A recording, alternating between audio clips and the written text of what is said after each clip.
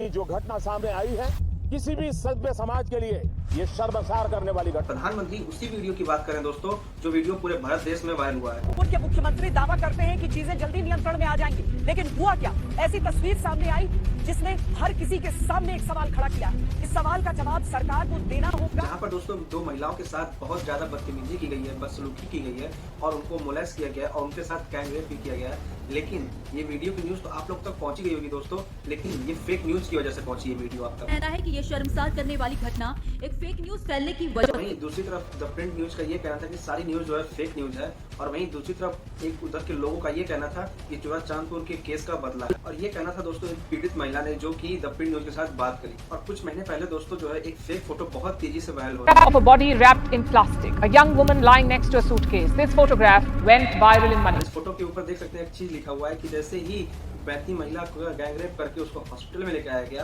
वैसे ही दोस्तों कुकी के लोगों ने उसको जो ब्रूटल तरीके से मार दिया। और ये न्यूज दोस्तों रातों रात वायरल हो गई। वैसे दोस्तों बूम फैक्ट चेक न्यूज ने जैसे इस चीज को देखा, वैसे उसने रिसर्च किया और उसने पाया ये कि न्यूज जो है फेक न्यूज। और ये जिस इंसिडेंट की फोटो वायरल हुई थी दोस्तों, ये मणिपुर की नहीं, ये दिल्ली के पिछले साल किसी एक इंसिडेंट केस की। Victim was not from Manipur, she was from Delhi, and this picture is not even recent, it is from last year, from November 2022. जब तक ये वीडियो दोस्तों लोगों तक पहुंचती कि ये फेक न्यूज है, तब तक दोस्तों कुकीज और मैथीज के बीच जो है बहुत भीषण आग लग चुकी थी लड़ाई की।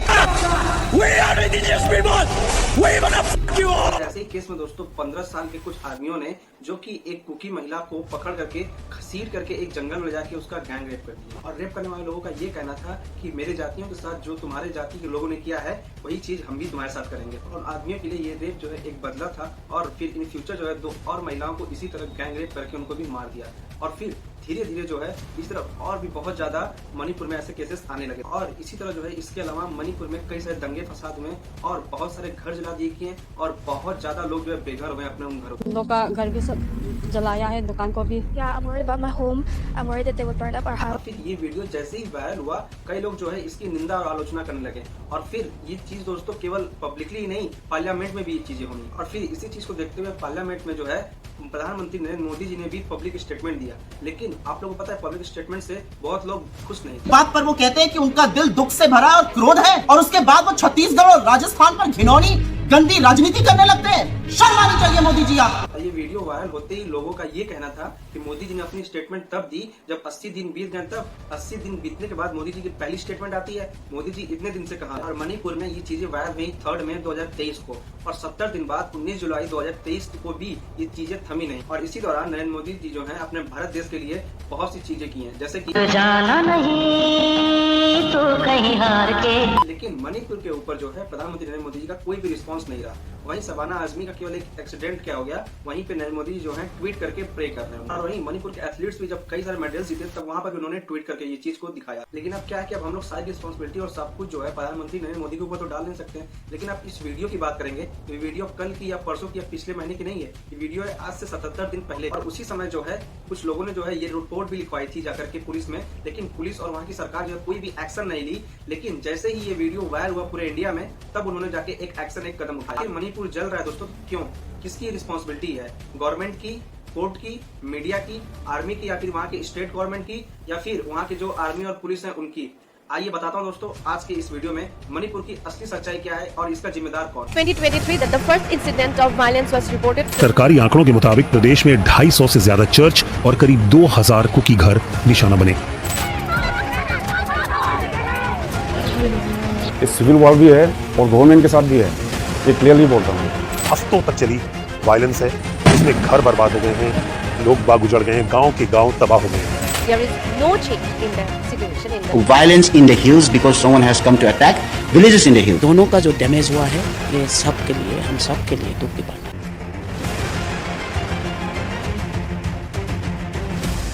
दोस्तों ये वायलेंस जो स्टार्ट हुआ 3 मई 2023 को मेजॉरिटी मैथीज और माइनॉरिटी कुकीज के बीच। लेकिन यहाँ पर दोस्तों ये कहानी जो है अभी नहीं, कहानी बहुत पुरानी। Court has directed the state government to submit a recommendations to the Union Ministry of Tribal Affairs for the inclusion of Métis and scheduled tribes. जिस समय मैथीज और कुकीज आपस में लड़ा और भिड़ा करते थे, उन दोनों के बीच लड़ाई करने का रीजन क्या है कि वो पहले आए और वो लोग जो ट्राइब जो अलग से अलग शहरों से अलग जगहों से होकर के मणिपुर में आके रह रहे हैं, उनसे वो लोग जो है जमीन को लेकर के और भी बहुत सारे विवादों को लेकर के वहाँ पे लड़ाइयाँ होती हैं। लेकिन इनके इन्हीं वायलेंस को देखते हुए वहाँ के हाई कोर्ट ने ये ऑर्डर दिया। 27, the Manipur High Court had directed the state government to submit recommendations to the centre on inclusion of Meiteis in ST list and consider the case within a period of 4 weeks. सरकार जो है वहाँ की सारी चीजों को, जितने भी वायलेंस हो रहे हैं और जितने भी तोड़फोड़ हो रहे हैं, उन चीजों को बंद करेगी और 4 हफ्तों के अंदर जितने भी चीजें खराब हुई हैं उनको सही करेगी। और ये वायलेंस शुरू ही क्या हुआ था दोस्तों, केवल 3 मई से 5 मई 2 दिन के अंदर अंदर 60 लोगों को मार दिया गया और फिर उसके बाद वहाँ पे तुरंत इंटरनेट को बंद कर दिया गया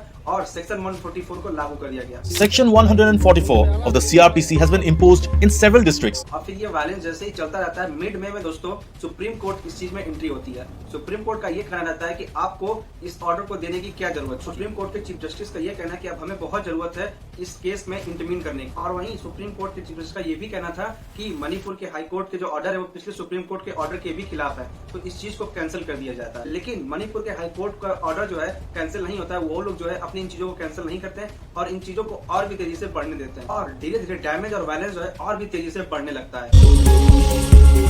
और ये डैमेज वायलेंस तो आगे की ओर बढ़ता ही रहा दोस्तों, लेकिन बात आई 19 जुलाई 2023 को, जिस दिन ये वीडियो पूरे भारत देश में वायरल हो गई। 2 महिलाओं से हैवानियत का एक वीडियो वायरल और फिर मणिपुर को लेके लोग जो है फिर धीरे धीरे सीरियसनेस अपनी चीजें दिखाने लगे। तो आप लोग बोलोगे कि कोर्ट ने तो ऑर्डर दे दिया, सब कुछ हो गया, लेकिन स्टेट गवर्नमेंट क्या कर रही थी? वहीं दोस्तों वहाँ की स्टेट गवर्नमेंट का ये स्टेटमेंट आया। वो वीडियो देखने के बाद में मेरे को इतना बुरा लगा, इतना खराब लगा, ये तो ह्यूमैनिटी नहीं है इसमें। ये वीडियो जो है वहाँ के आसपास के सिटीज और आसपास के राज्यों में भी नहीं था, लेकिन ये वीडियो आने के बाद वहाँ के स्टेट सीएम जो है ये कह रहे हैं कि मुझे ये चीज देख के बहुत ही खराब लगा, जबकि ये चीज उनके शहर में 70 दिनों से चल रहा है और ये वायलेंस उनके स्टेट में बहुत दिनों से चल रहा है। और फिर सीएम के इस स्टेटमेंट के बाद मणिपुर की पब्लिक का ये कहना था कि सीएम जो है रिजाइन दे अपने इस स्टेटमेंट के बाद। वो ऐसा कैसे कर सकते हैं अपने मणिपुर के पब्लिक के बारे में, जबकि इतने दिन से इतनी चीजें हो रही है और उनको कुछ खबर भी नहीं, वो ऐसे बिहेव कर रहे हैं। लेकिन वहीं जैसे वो रिजाइन भी देने गए तो पब्लिक जो है उनके रेजिग्नेशन लेटर को फाड़ देती है। जैसे कि आप मणिपुर में देखेंगे तो सीएम हाउस से लेके गवर्नर हाउस की दूरी जो है मात्र 200 मीटर होगी, लेकिन सीएम हाउस से सीएम जो है निकलते हैं 20 एमएलए को लेकर के।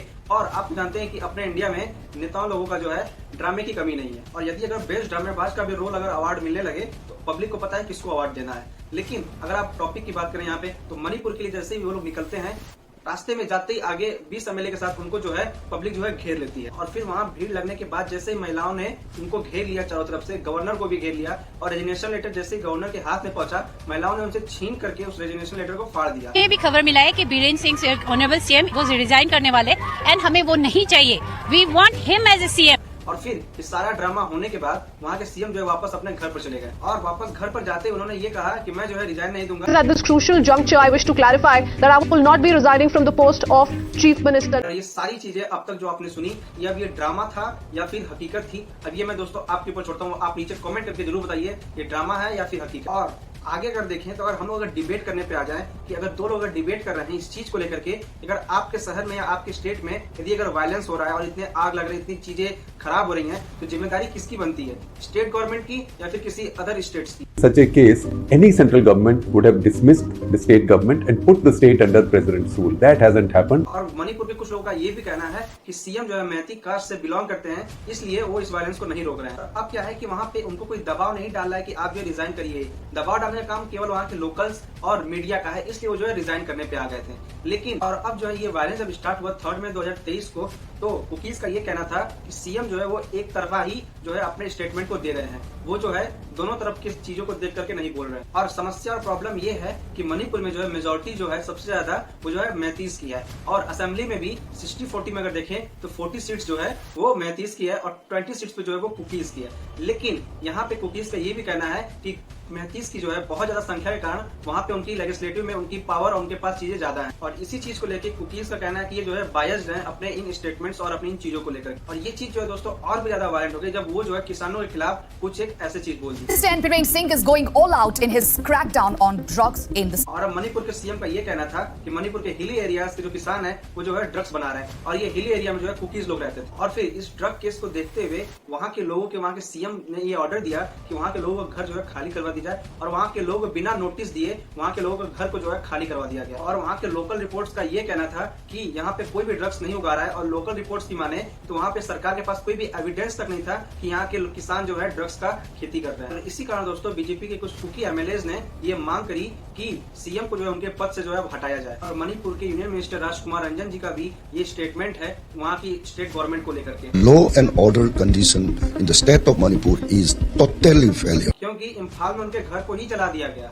लेकिन वहीं पे बीजेपी के कुछ एमएलएज ने यानी 7 एमएलएज और कुछ कुकी के एमएलएज जो है मिल करके ये मांग करी कि उनको जो है एक नई असेंबली बना कर दी जाए। लेकिन बीजेपी की जो गवर्नमेंट है उन्होंने ये साफ मना कर दिया कि हम जो है आपके लिए कोई भी मदद नहीं कर सकते। और फिर कुकीज ने ये सोचा कि अब जो है हाईकोर्ट ने के ऑर्डर से भी कुछ नहीं हुआ, स्टेट गवर्नमेंट भी कुछ नहीं कर रही है, चलो कम से कम यहाँ की लोकल पुलिस और यहाँ की पुलिस कुछ तो हेल्प करेगी हमारी, लेकिन पुलिस ने भी कोई हेल्प नहीं की। अब देखिए इस मणिपुर में जो है ये इम्फाल का लहमकॉन्ग एरिया, यहाँ पे कई महिलाएं जो है रोक के कई सारे ट्रक और बसेस को रोक रही हैं और सबकी स्ट्रिक्टली चेकिंग करती हैं। फिर कुछ देर बाद वहाँ पे एक महिला को जो है स्ट्रिक्टली एक फोन आता है यानी एक खबर आती है कि यहाँ पे जो है एक आर्मी आने वाली है जो कि सेंट्रल गवर्नमेंट द्वारा भेजी जा रही है। लेकिन वहाँ पर दोस्तों अब वहाँ पर कौन सी आर्मी आ रही है? तो वहाँ पर आए थे दोस्तों असम राइफल्स और इंडियन सोल्जर्स के कुछ आर्मी ऑफिसर्स। लेकिन वो लोग आ क्यों रहे हैं? अगर असम की महिलाओं की बात करें तो वो लोग बस वहाँ के लोकल पुलिस के ऊपर डिपेंडेंट थे, उनके ऊपर भरोसा करती थी, न कि असम राइफल्स के ऊपर। असम राइफल्स के ऊपर उनको कोई भी भरोसा नहीं था और सेंटर से भेजी गई आर्मी के ऊपर तो बिल्कुल भी नहीं। और अब जो है आर्मी ऑफिसर्स वहाँ पर आ चुकी थी और अब देखिए इस वीडियो को आप। यही नहीं, वहाँ पर आर्मी ऑफिसर के आने के बाद पुलिस को भी 3 भागों में बांट दिया गया। कुकीज और मैथीज के जो है 1500 लोगों को कई सारे लोगों ने मार दिया। और फिर इस वायलेंस के दौरान जितने भी कुकी ऑफिसर्स थे जो कि मैथी द्वारा डोमिनेटेड थे वो इम्फाल वैली को छोड़ के हिल्स की तरफ चले गए और जितने भी मैथी ऑफिसर्स थे वो जो है डोमिनेटेड थे कुकी ऑफिसर से, वो जो है वापस अपने उस हिल्स की तरफ चले गए। और अब जो है मणिपुर की पूरी पुलिस फोर्स जो है बढ़ चुकी है 2 हिस्सों में, मैथीज और कुकीज में। और अब जो है वहाँ के एक ऑफिसर का ये कहना है कि यहाँ पे मणिपुर में कोई भी एक पुलिस नहीं बची है, यहाँ पे अब केवल 2 पुलिस है, कुकी पुलिस और मैथी पुलिस। और अब तो आप जानते हैं कि ऐसी कोई भी चीज अगर बढ़ जाती है जो कि जनता की सुरक्षा के लिए हो या फिर पुलिस या फिर आर्मी, तो अब उसका अंजाम कौन भुगतता है? यहाँ की आम जनता। ये जो वायरल वीडियो है इसके पीछे आप एक कहानी सुनिए। First told the Indian Express that they had been left to the mob by the police. और अब आप ये सोचिए कि लोकल पुलिस ने इस महिला को उस भीड़ के हाथ में दे दिया जहाँ पे इतना ज्यादा वायलेंस और इतनी ज्यादा दरामदगी दिखाई जा रही थी। और कहानी दोस्तों यही खत्म नहीं होती है। पुलिस से जो है AK-47 जैसी असॉल्ट राइफल जो है चोरी करके और भी जगह पे पहुंचाई जा रही है और पुलिस जो है इस चीज को लेकर बिल्कुल अवेयर नहीं है और कोई भी चीज बोल भी नहीं रही है। और मणिपुर के डीजीपी का ये कहना है कि वो कई सारे ऑफिसर्स को ये कह रहे हैं कि वो अपने पोस्ट पर वापस आ जाएं और अपने कमान को संभालें और जितनी चीजें बिगड़ी हुई है मणिपुर में उन सारी चीजों को हम लोग एक करते हैं और एकता लाते हैं, डिवाइड में कुछ नहीं रखा हुआ। और यहाँ तक ये नहीं कि दोस्तों केवल डीजीपी कह रहे हैं, ये केवल ऑफिसर्स ही नहीं, वहाँ के पुलिस कर्मी ही नहीं, वहाँ के कई सारे आईएएस ऑफिसर्स भी बढ़ गए हैं। जैसे कि कुकी ऑफिसर्स एक ये कहना है कि यहाँ के लोग ही जब वहाँ के ऑफिसर्स लोगों का ध्यान नहीं रख पा रहे हैं तो हम लोग उनका ध्यान कैसे रखेंगे? अब आप ये सोचिए, वहाँ की स्टेट गवर्नमेंट कुछ नहीं कर पा रही है, वहाँ की पुलिस कुछ नहीं कर पा रही है, वहाँ के जिले का एक आईएएस अधिकारी जब कुछ नहीं कर पा रहा है, लेकिन लोग ये सोच रहे हैं कि सेंट्रल गवर्नमेंट तो है ना। लेकिन कहानी अब यहाँ से एक नए मोड़ लेती है दोस्तों। लेकिन यहाँ पर क्या हुआ कि सेंट्रल गवर्नमेंट के होम मिनिस्टर अमित शाह जो है यहाँ पर आए और उन्होंने ये आश्वासन दिया वहाँ के लोगों को कि हम जो है आपके यहाँ तक जितने भी साधन खाने पीने से लेकर और भी जितने भी चीजें आपका नुकसान हो रहा है हम उसकी आपको भरपाई कर रहे हैं धीरे धीरे। लेकिन हम आपको ऐसा नहीं कि हम आपकी चीजों को या आपकी चीजों को इकट्ठा सही कर दे, लेकिन आपका जो खान पान की व्यवस्था है और आपकी जो अलग अलग जो रहने खाने की व्यवस्था है वो आपको धीरे धीरे प्रोवाइड कराते रहेंगे। और उन लोगों को ये आश्वासन ये भी दिया कि आप हम पे भरोसा रखिए, हम चीजें धीरे धीरे सही कर देंगे। और वहाँ के लोग जो है सेंट्रल गवर्नमेंट के ऊपर ये उम्मीद लगाए बैठे थे। और फिर कुछ समय बाद एक रिपोर्ट आती है कि यूनियन हेल्थ मिनिस्टर जो है वो डॉक्टर्स की टीम भेज रहे हैं मणिपुर में लोगों के साथ जितने भी हादसे में जितने लोग घायल हैं उनको सही करने के लिए। Has deputed a team of doctors to support Manipur's public health effort. और फिर अब जो है क्या सेंट्रल गवर्नमेंट ने इस चीज को लेकर सीरियसनेस दिखाई? क्या इस चीज को लेकर सच में सीरियस है? तो इस चीज को लेकर के एनपीपी के वाइस प्रेसिडेंट जो है इनका कहना ये था कि सेंट्रल गवर्नमेंट जो है वो एक्टिव तो है लेकिन पूरी अच्छी तरीके से वो जो है इंचार्ज नहीं कर रही अपनी इन चीजों को। और उनका कहना ये था कि जितने भी कुकीज जो है इम्फाल वैली में रह रहे हैं और जितने भी मैतीज जो है जो हिल्स एरिया में रह रहे हैं, उनको जो है अगर वो पहले से ध्यान दिया होता सेंट्रल गवर्नमेंट या स्टेट गवर्नमेंट ने, तो आज इतना ज्यादा वायलेंस नहीं होता और इतना ज्यादा डैमेज आज नहीं होता। और सरकार को जो है इतनी सारी चीजों को ध्यान देना चाहिए था, और सरकार अगर इन सारी चीजों को अगर ध्यान देती तो आज इतनी सारी डेट्स और इतने सारे किल्स और इतने सारे जितने भी लोगों की मौतें, जितने सारे लोगों की हत्याएं और जितने से भी रेप्स, इस सारी चीजें जो है नहीं होती आज। और यही नहीं, सेंट्रल गवर्नमेंट जब अमित शाह जब आए थे मणिपुर में, तो उनके इस विजिट से भी कोई फायदा मिला, जबकि वहाँ पे वो 4 से 5 दिन तक वहाँ पर रुके थे, फिर भी मणिपुर को इससे कोई भी वायलेंस का, कोई भी रोकने का कुछ भी ऐसा चीज नहीं मिला। और अमित शाह के वहाँ रुकने के पश्चात भी अमित शाह जी ने ये स्टेटमेंट दिया कि वहाँ पर वो जो है दोनों कुकीज और मैथीज के बीच जो है सीज फायर करेंगे। इसका मतलब कि दोनों के बीच जो है सुलह होगा, कोई भी जितनी भी लड़ाई झगड़े, जितनी भी प्रॉब्लम चल रही है दोनों के बीच जो है, जितनी भी चीजें प्रॉब्लम खराब है उसको जो है सही किया जाएगा बातचीत करके। और इस अनाउंसमेंट के बाद भी सीज फायर का कोई भी रिस्पांस नहीं आया, उसके बाद कोई भी सुलह करने के लिए इस चीज को तैयार नहीं था, ना ही कुकीज ना ही मैथीज, और वायलेंस और डैमेज जो है और भी तेजी से चलने लगे। और फिर अमित शाह के जाने के बाद वहां पर जो है वायलेंस अब नहीं रुका, तो मैथीज और कुकीज के बीच एक ऐसा डिवाइडेंट आ गया कि मैथीज ना कुकीज के एरिया में जा सकते थे, ना कुकीज जो है मैथीज के एरिया में आ सकते थे। और जबकि अमित शाह जो है कुछ कम्युनिटीज को ये तक वादा करके गए थे कि आपको जो है कोई भी दिक्कत नहीं आएगी और हम 10 से 15 दिन में फिर से वापस आएंगे और आपके लोगों को और जितने भी मणिपुर में लोग हैं उनको खाने पीने से लेके और भी किसी भी चीज की उनको दिक्कत नहीं आएगी। लेकिन मणिपुर के लोगों ने ये चीज दिखाया कि यहाँ पे कोई भी ऐसी सेंट्रल गवर्नमेंट से चीजें नहीं आ रही हैं जिन्होंने उन्होंने वादा किया है, यानी कि सेंट्रल गवर्नमेंट जो भी वादा करके गई वहाँ पर अभी भी कुछ भी फायदा उनको नहीं हो रहा, ना वहाँ पे खाना आ रहा है सेंट्रल गवर्नमेंट की तरफ से, ना वहाँ पे कोई भी डॉक्टर का टीम आ रही, ना कोई कुछ आ रहा। फिर इस इतने ज्यादा वायलेंस को देखते हुए सेंट्रल गवर्नमेंट ने जो है एक कम्युनिटी बनाई इस वायलेंस को रोकने को लेकर, और फिर इस शांति वाले कम्युनिटी को, यानी इस शांति रखने वाले कम्युनिटी को जो रखा गया था, लेकिन इस पीस की कम्युनिटी के बाद कोई भी रिस्पांस ऐसा नहीं आया जिससे कि वायलेंस कम हो और भी चीजें कम हो। जबकि कुकी कम्युनिटी का ये कहना था कि वायलेंस और आग जब बुझी ही नहीं है तो हम जो है पीसफुली कैसे इस चीज को मान लें। ये कहना था कि जब तक मेरे गांव के लोग और हमारे गांव के लोगों का जब तक कोई यहाँ से कोई निवारण नहीं होगा, यहाँ से लोगों को जब तक सेफली सिक्योर जगह नहीं पहुंचा जाएगा, हम इस चीज को नहीं मानते हैं। कई लोगों ने दोस्तों रिजाइन तक दे दिया इस चीज। यही कारण है दोस्तों कि सेंट्रल गवर्नमेंट पर से भी लोगों का धीरे धीरे भरोसा जो है उठ गया। फिर आया दोस्तों आर्मी की बात, तो आर्मी के ऊपर जैसे ही लोगों ने सोचा कि आखिर ये आर्मी को कंट्रोल कौन कर रहा है, तो अब बात आती है आसाम के इस आर्मी की, आसाम राइफल आर्मी, यानी सेंट्रल आर्मी जो भेजी गई थी वो अलग थी और असम आर्मी जो भेजी गई असम राइफल्स वो एक अलग थी। दोनों को कंट्रोल कौन कर रहा है? और फिर डायरेक्ट जो है कम्युनिस्ट ने ये लेटर लिखा डायरेक्ट पीएम और होम मिनिस्टर को कि असम राइफल्स जो है किसके अंडर कंट्रोल में आता है। और उस लेटर के अंदर ये तक लिखा हुआ था कि असम राइफल्स जो है वो सेंट्रल गवर्नमेंट के अंडर में आता है, और उसके बाद अंदर बहुत ज्यादा आलोचना लिखी गई। और इस लेटर में ये तक लिखा गया था कि कुकी चिन ट्राइब्स और कुकी चिन ऑफिसर्स या जानी जितने भी उनके फोर्स हैं उनको जो है खुली छूट दे दी गई है। और फिर वहाँ के एक जर्नलिस्ट ने ये कहा कि असम राइफल्स के बारे में जो उनकी सोच है, मैतीज की सोच जो है वो यही मानते हैं। मेइतेई पुलिस को ट्रस्ट नहीं करती है, और जो मेइतेई पॉपुलेशन है वो असम राइफल्स जो कि इंडियन आर्मी का पार्ट है उसको ट्रस्ट नहीं करती है। और फिर मैती कम्युनिटी का शक जो है और भी ज्यादा बढ़ गया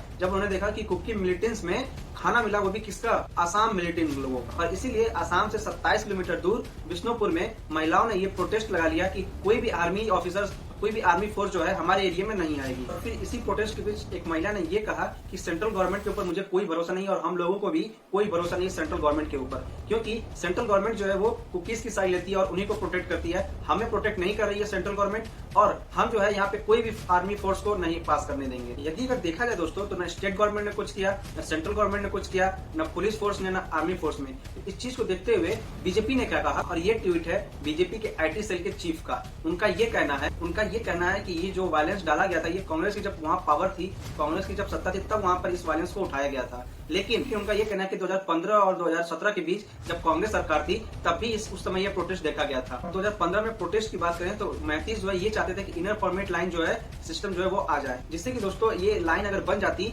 तो नॉन मणिपुरी लोग जो है वो उनके उस स्टेट्स में और उनके जो एरिया है उसमें वो लोग ना आ पाए। और फिर वहाँ के स्टेट लेजिस्लेटिव ने 3 बिल पास करे जिसका अंदर ये कहना था कि जो इंडिजियस लोग हैं उनके राइट्स को जो है प्रोटेक्ट करना। लेकिन जैसे स्टेट लेजिस्लेटिव ने इस चीज को पास किया वैसे ही वहाँ के लोगों का एक नियम ये भी था, जिस नियम के अनुसार जो है कोई भी बाहरी यानी नॉन मणिपुरी जो है उनके एरिया में नहीं आ सकता है, वहाँ पर जमीन नहीं खरीद सकता है, और कोई भी अलग टाइप के लोग जो वहाँ पे आके नहीं बस सकता। इस बिल के पास होने से कुकीज और नागाज जो है खुश नहीं थे, क्योंकि ये बिल पास होने के बाद उनको ये लगने लगा कि हम जो है मणिपुर में रहने के बावजूद भी हमें जो है आउटसाइडर बुलाया जाएगा और मैतीज जो है वहाँ पे डोमिनेट करेंगे। और उनको ये भी लगने लगा कि मैतीज जो है उनकी वो भी जमीन छीन लेंगे जो उनकी हिली एरिया में है। और फिर कुछ बच्चों ने जो है इस स्टेटमेंट के खिलाफ जो वहाँ पर प्रोटेस्ट स्टार्ट कर दिया। वहाँ पे प्रोटेस्ट होते होते धीरे धीरे वहाँ पे वो प्रोटेस्ट जो है वायलेंस में बदल गया, और फिर 8 जुलाई 2016 को जो है वहाँ पे कुछ लोगों की मर्डर कर दिया। Sorry for this word, but murder नहीं, वहाँ पे एक पुलिस ने जो है कुछ बच्चों को जो है मार गिराया, लेकिन वहाँ पे वायलेंस जो है धीरे धीरे और भी तेजी से बढ़ना स्टार्ट हो गया। और इसी तरह दोस्तों कर्फ्यू और एक लॉकडाउन लग गया पूरे मणिपुर स्टेट के ऊपर। और अगर देखा जाए तो बीजेपी का ये स्टेटमेंट जो कह रही है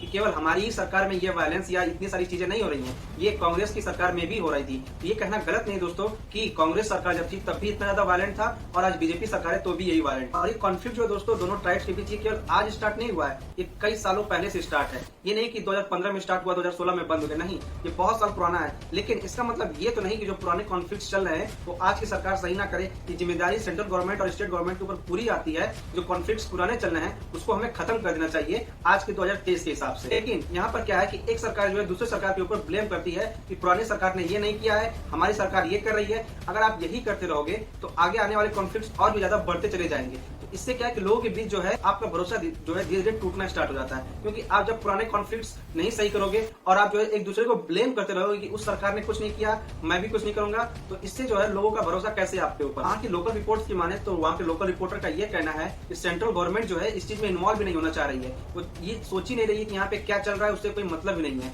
यहाँ पे जो चल रहा है वो कई सालों पुरानी चल रही है। ऐसा नहीं कि कांग्रेस के समय नहीं था, कांग्रेस समय चल रहा था, हमारा समय हम भी चलने देंगे, इसमें कुछ नहीं करेंगे।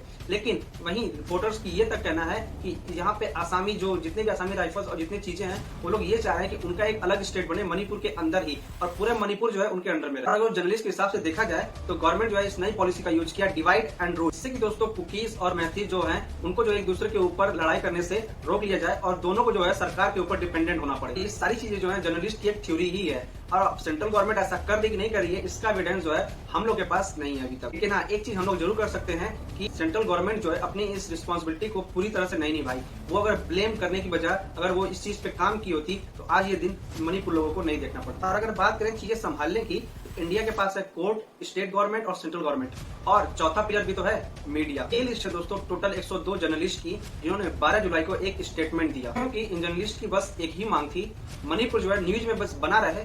लेकिन इनकी तो बस एक ही चीज की मांग थी, जैसे कि इन सारे मीडिया लोगों ने कुछ किया तो है नहीं, लेकिन कुछ मीडिया जो है ग्राउंड से रिपोर्ट भी उठाए और वहाँ के लोगों से मिले, उनसे बातचीत की और उनकी राय ली और वहाँ के हालात को समझे और लोगों तक पहुँचाने की कोशिश की, जैसे कि लल्लन टॉप, इंडिया टुडे और एनडीटीवी। इनफैक्ट 2 महीने पहले ही कई सारे न्यूज रिपोर्टर्स जो है इस चीज को रिवील कर चुके थे। इनफैक्ट एक महिला ने इस रिपोर्ट को बताया कि ये 1 जून की रिपोर्ट है, बहुत पुरानी है। लेकिन अगर मणिपुर की बात देखी जाए तो वहाँ पर एक रिपोर्ट की ये माने तो कई सारी महिलाओं के साथ कैसे बदसलूकी किया गया। और मणिपुर का केस जब मेन स्ट्रीम मीडिया में जब आया भी उतना कुछ खास उसका वो नहीं रहा, जैसे कि और भी अलग अलग केसों का जो चल रहा है हाल। लेकिन जैसे ही पहला अरेस्ट आया मणिपुर में, इस वीडियो वायरल होने के बाद पहला अरेस्ट आया। तो दोस्तों मणिपुर वायलेंस का जो दोस्त है किसी एक व्यक्ति पर या किसी एक गवर्नमेंट के ऊपर नहीं डाल सकते हैं, पिछली गवर्नमेंट हो या अभी गवर्नमेंट। मेरा मानना ये कि पिछली गवर्नमेंट से कुछ सीख लेकर के आपको अभी जो गवर्नमेंट है वो गलतियां नहीं करनी चाहिए जो पिछली गवर्नमेंट ने गलतियां की। लेकिन अभी की गवर्नमेंट भी वही गलतियां कर रही है जो पिछली गवर्नमेंट ने गलतियां की थी। और ये केवल एक आदमी के ऊपर नहीं कि केवल एक आदमी ही गलतियां कर रहा है, पूरे पब्लिकली ये चीज गलती हो रही है। और स्टेट गवर्नमेंट, सेंट्रल गवर्नमेंट और मीडिया तो सबसे ज्यादा इस चीज में इन्वॉल्व, क्योंकि ये सारी चीजें जो हैं अपनी अपनी जगहों पे तो सही हैं। सारे एंकर, सारे जर्नलिस्ट को पैसे कमा रहे हैं, सब कुछ हो रहा है, लेकिन जो आम जनता है, जो पब्लिक है, वो सर्वाइव कैसे कर रही है मणिपुर में, वो कैसे जी रही है, वो उन्हीं को पता है। क्योंकि इन सारी चीजों का जो भुगतान होता है वो आम जनता भुगतती है। और अगर देखी जाए कुकीज और मैथीज के बीच जो वायलेंस चल रहा है उसको जो 1 या 2 दिन में सही नहीं किया जा सकता है। उन दोनों को जो है एक अच्छे कॉम्प्लीमेंट के साथ, एक अच्छी चीजों के साथ उसको जो है खत्म करना चाहिए, क्योंकि इस चीज को खत्म होने में भी टाइम लगेगा। दोनों लोगों को, दोनों जातियों को, दोनों चीजों को साथ में बैठाकर आमने सामने दोनों का क्या मानना है, क्या नहीं मानना है, क्या सही है लोगों के लिए, उस चीज को सामने रख करके दोनों में तब करना चाहिए काम। लेकिन यहाँ पे ऐसा काम नहीं हो रहा है। लेकिन इस चीज आसान भी नहीं कि काम 1 दिन या 2 दिन में हो जाए, लेकिन इतना तो करना चाहिए कि जो वायलेंस आज हो रहा है उस वायलेंस को कम किया जाए, ये ना कि उसको पुरानी चीजों के ऊपर ब्लेम करके उसको वैसा ही छोड़ दें। तो दोस्तों आज की इस वीडियो में केवल इतना ही, और मिलते हैं नेक्स्ट वीडियो में। और इस वीडियो को दोस्तों अपने आसपास के लोगों को जरूर पहुंचाएं, और इस वीडियो से दोस्तों अगर आपको इन्फॉर्मेटिव मिला हो अपने आसपास के लोगों को भी अवेयर करें, उनको बताएं कि मणिपुर के लोग जो है कैसे गुजर रहे, किन हालातों से, और उनसे जो है आप भी सीख लें कि लोग कैसे सर्वाइव करते हैं अपने अपने लाइफ में। दोस्तों मिलते हैं नेक्स्ट वीडियो में, नमस्कार।